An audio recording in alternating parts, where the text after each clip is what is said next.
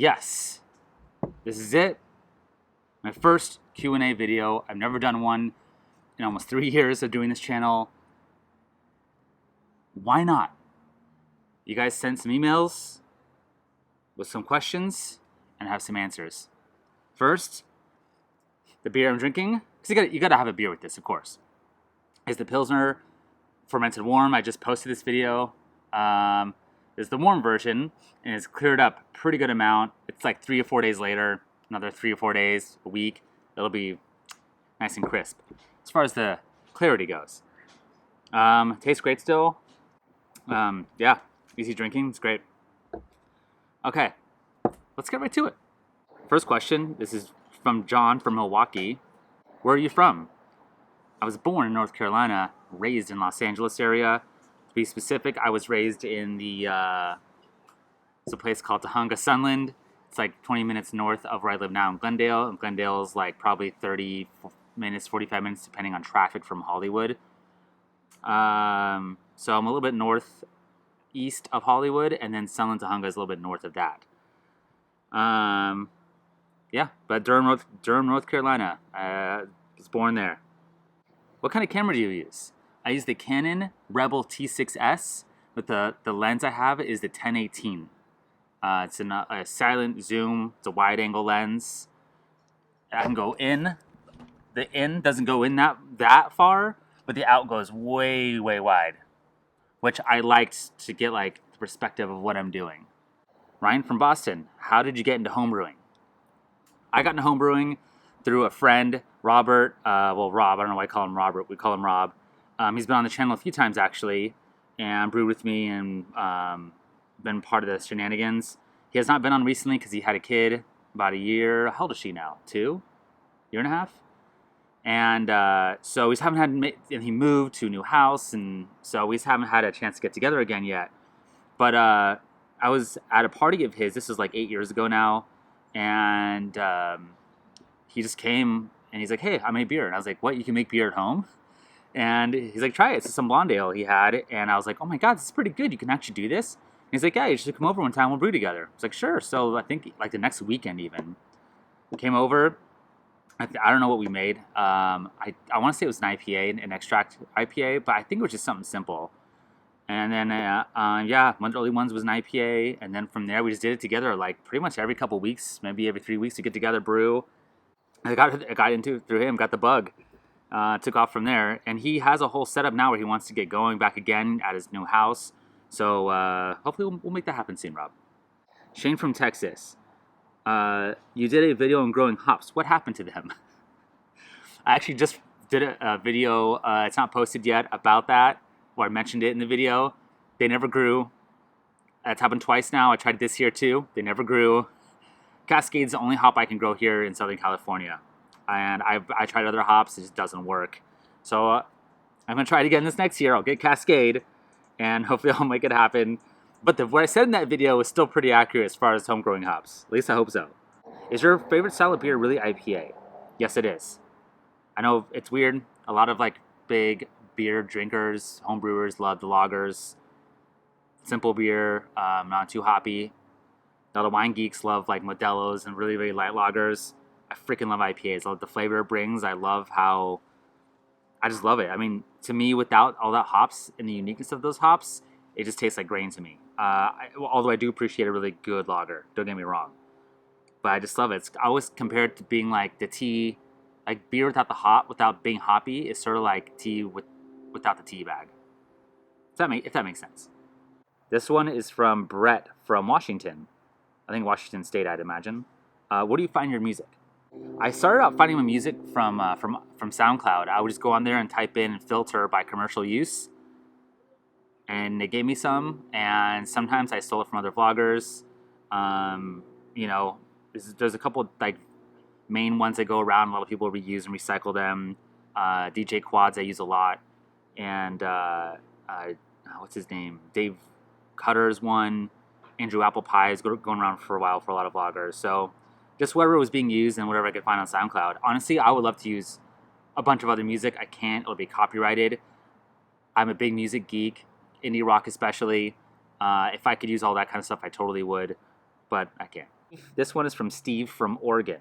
Do you ever want to open up your own brewery? No, never. If someone came along and said, "Do you want to invest in this? You give us $100 and you can 10x your money and not do any work," then I would do it. I would consider working in a brewery, but the pay is terrible. It would have to be the exact right situation and maybe part time or on weekends here and there for fun.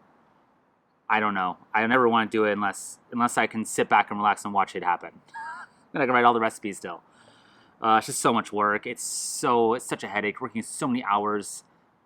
I don't know. It's not worth it to me personally, but it is a pretty cool job if someone does actually do that. This one is from Martin. He said, AKA Verbommel Brewing, Verbommel Brewing, from the Netherlands. What is your daytime job? I think I mentioned this once. It's somewhere along the videos, but I'm a graphic designer largely, and I was the head of marketing at a company for a while. It wasn't a large company; it's a small company. And now I'm transferring, but they weren't like an agency or anything. They were a property inspection company, and now I'm transferring over actually now into an ad agency, and I do graphic design for them, and I'm looking to potentially become a project manager for them as well. Which I would love to go into because I love marketing, I love graphic design. So that's what I'm trying to get into now, more full-time and freelance. I do some freelance graphic design too as well on the side. Well, this is also from Martin, what would you like to try brewing some more? Would you like to try brewing some more international beers, aka Belgian Triple, Quad, or Weizen from Germany? Yes, not my favorite style to brew. I believe I did a couple Belgians, more than a couple Belgians on this channel. Probably at least 3 to 4, maybe more. I haven't done a Quad. I've done a few Weizens. I don't know if I've done a Hefeweizen directly. I think I did, and I added blood oranges to it. I think I did a blood orange Hefeweizen. I've obviously done Pilsners. I did a Schwarzbier, I think, on the channel. Before the channel started, I brewed all this stuff. So, yes, I should get more into it, though. Maybe the next one. We'll see. This next one comes from David. Didn't say where he's from. But he says, how are you liking the clawhammer system? Going to stick with it? I am. I love that system. It is still a little weird and a little hard to do 2-gallon batches on it, admittedly. But if someone did 5 to 10 gallon batches, it's a beautiful system. I still like it even for 2 gallons. How much of a hassle is it to clean and sanitize? It is a little bit of a hassle only at the end of the brew day. A lot of people say you got to run PBW through the system after you're done brewing. I never do that. I do it once every 3 or 4 brew days. I should do it every single time I finish brewing. What I do is I cool it down, I siphon off all the cold water, or sorry, the water that I'm using to chill down the wort with. It cycles through the plate chiller into another pot. I take that, heat it up, pour it back in after everything's done. Well, I clean it first with everything down. Then I run that warm water all through the system. Sometimes I'll get it hot too. And that's usually how I finish the brew day. I, again, should PBW it more often. But it's been too bad. Maybe adding another 30 minutes to a brew day. But the system is so sufficient anyway. My brew days are still like 3.5, 4 hours. Do your neighbors bother you while you're brewing in your garage making videos? Every once in a blue moon, they come up to me and talk to me, but it's so rare, especially because I'm now filming all the time. I haven't done a brew day without filming in 3 years, almost 3 years. So they don't bother me when they see me filming the camera set up. Every once in a while, there's a really adorable 2-year-old that lives upstairs from us, and every once in a while she'll go talk to me like, hey, what are you doing? But it's still pretty infrequent. The most annoying thing is when neighbors talk loud next to me and I'm trying to record. Where I'm sitting now, the neighbors next to me can get loud even where I'm sitting, and over there on the other side too, by the garage. But yeah, they leave me alone for the most part. This one is from Dane. Doesn't say where he's from, but he says, what software do you use to edit? I use iMovie. I use iMovie. If I was cutting and doing a crazy amount of effects and stuff and want to get more fancy, I would use Premiere Pro. But iMovie's great. It gets the job done for what I need. So that's it on the questions. There's one last one I did want to end off on, and that was a good one. This is a husband and wife. Looks like it's Marlon and Jessica. I don't know if they brew together or they watch the channel. I actually have had a few husband and wives say they've watched the channel, which is great. Why or what inspiration did you start the channel, or what inspired you to start the channel? This is an interesting one. On honestly, one reason is Sarah's work. She works a lot of nights, and we had like a 9 to 5 both. We saw each other every single night, and out of nowhere, she ended up getting this job in wine, and her nights she was gone all the time, and weekends. So like every weekend, basically starting noon until midnight or noon until 10 p.m., she was gone, Saturday and Sunday. That afforded me to brew a lot more, but then she wouldn't be here that night, so I was just getting bored and agitated, and like, oh, so I got to do, it's sort of a way to pick up a hobby outside of homebrewing, is to do more with what I'm doing and not just sit around on the couch every night. The other thing is too, I was starting to get like just really anxious in general. I do admittedly have some anxiety issues at times in general, and this helped keep me focused. And I noticed the anxiety was getting worse, especially when she wasn't around and I was just sitting on the couch and I would just start to go kind of crazy.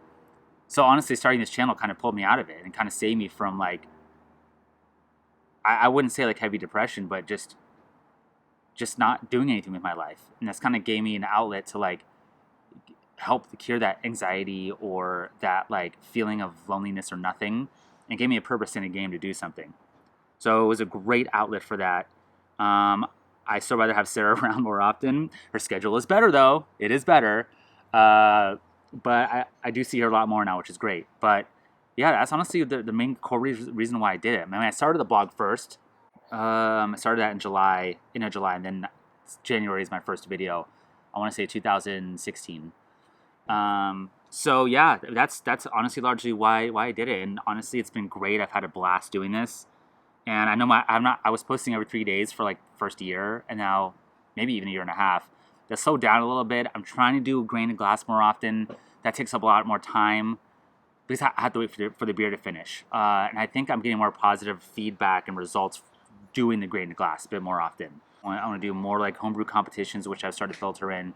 So I want to incorporate more of that kind of stuff in there, so it's not such a gap between the videos. But yeah, there you go. The first Q&A is done. It's in the books.